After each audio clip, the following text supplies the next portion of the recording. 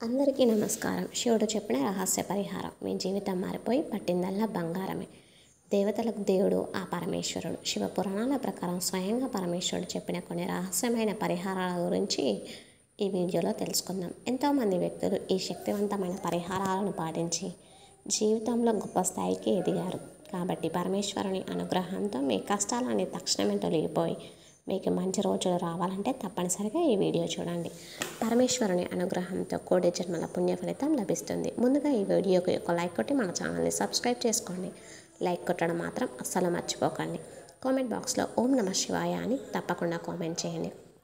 కొబ్బరికాయలో త్రిమూర్తులు కొలువై ఉంటారు కాబట్టి ఇంట్లో పూజ చేసే సమయంలో దేవుని కొబ్బరికాయలను నివేదించండి. మీ పూజలకు రెట్టింపు పుణ్య ఫలితం లభిస్తుంది. విశేషంగా ఏదైనా ఒక సోమవారం నాడు మీ పూజా గదిలో కొబ్బరి దీపాన్ని వెలిగిస్తే డబ్బు సమస్యలన్నీ క్షణాల్లో తీరిపోయి మీ కుటుంబానికి విపరీతమైన ఐశ్వర్యం కలుగుతుంది. ఇంటి గుమ్మానికి లక్ష్మీదేవిగా భావిస్తారు కాబట్టి ప్రతి ఒక్కరూ ఇంటి ముందు ఖచ్చితంగా గుమ్మడికాయను కట్టుకోవాల్సిందే.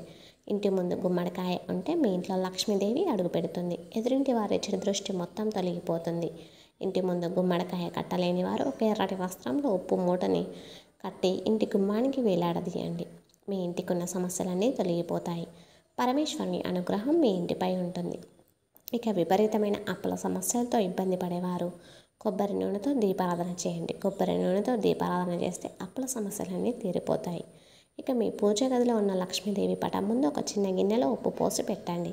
మీ కుటుంబానికి అదృష్టం బాగా కలిసి వస్తుంది. కుటుంబ సభ్యులందరూ ఆనందంగా జీవిస్తారు. ఇంటి గుమ్మం ముందు ఎప్పుడూ శుభ్రంగా ఉంచుకోవాలి. ప్రధాన ద్వారం మురికిగా ఉంటే మీ ఇంటి సంపద తగ్గిపోతుంది. అలాగే పండుగ రోజులో తప్పనిసరిగా ఇంటి గుమ్మానికి మామిడి తోరణాలు కట్టుకోండి. మీ ఇంట్లోకి దేవతలు ప్రవేశిస్తారు. పరమేశ్వరుడు అభిషేక ప్రియుడు కాబట్టి మీరు ఎప్పుడైనా శివాలయానికి వెళ్ళినప్పుడు ఆవు పాలతో శివలింగానికి అభిషేకం చేసి ఒక చెంబడ నీళ్లను లింగం పైన పోయండి.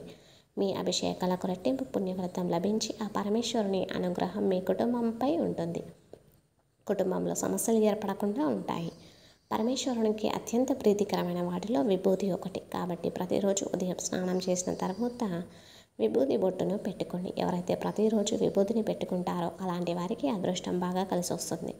జీవితంలో ఎలాంటి సమస్యలు ఏర్పడకుండా ఉంటాయి. ప్రతి ఒక్కరి ఇంట్లో తప్పనిసరిగా పంచముఖ ఆంజనేయ స్వామి చిత్రపటం ఉండాల్సిందే. ఏ ఇంట్లో అయితే పంచముఖ ఆంజనేయ చిత్రపటం ఉంటుందో అలాంటి ఇళ్లలో పేదరికం పగిలి పుష్కలంగా డబ్బు చేరుతుంది.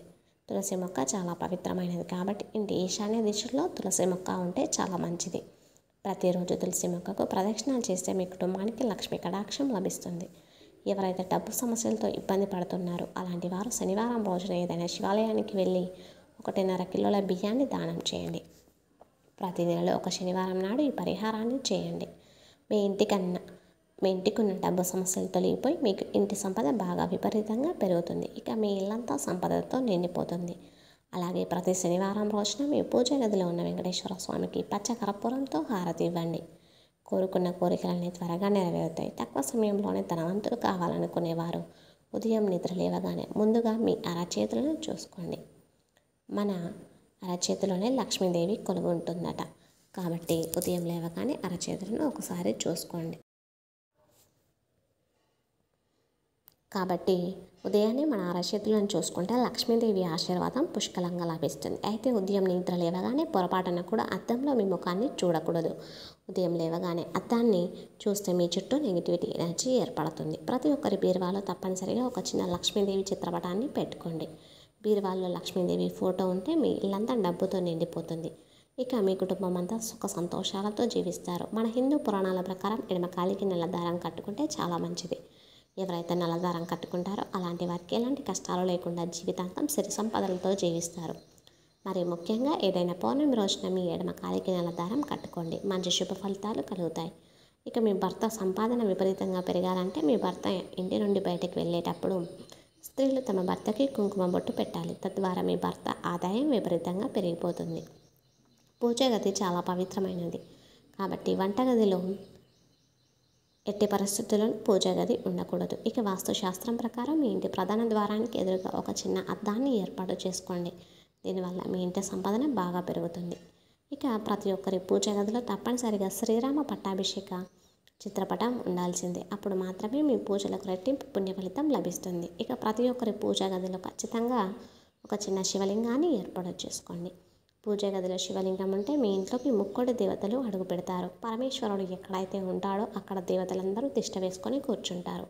కాబట్టి ఒక చిన్న శివలింగాన్ని తెచ్చుకొని మీ పూజ గదిలో ప్రతిష్ఠించుకోండి. పూజ గదిలో శివలింగం ఉన్నవారు ఇంట్లో దీపారాధన చేసే సమయంలో శివలింగానికి నీటితో అభిషేకం చేసి ఒక చిన్న బెల్లం ముక్కను నైవేద్యంగా సమర్పించండి. ఆ శివయ్య ఎంతో సంతోషించి మీ ఇంటిపై కనక వర్షాన్ని కురిపిస్తాడు. శివుడికి పూజించడానికి ఎన్నో మార్గాలు ఉన్నాయి, కానీ కొన్ని అమృత గడియల్లోనే శివుడిని పూజిస్తే సకల ఐశ్వర్యాలు చేకూరుతాయి.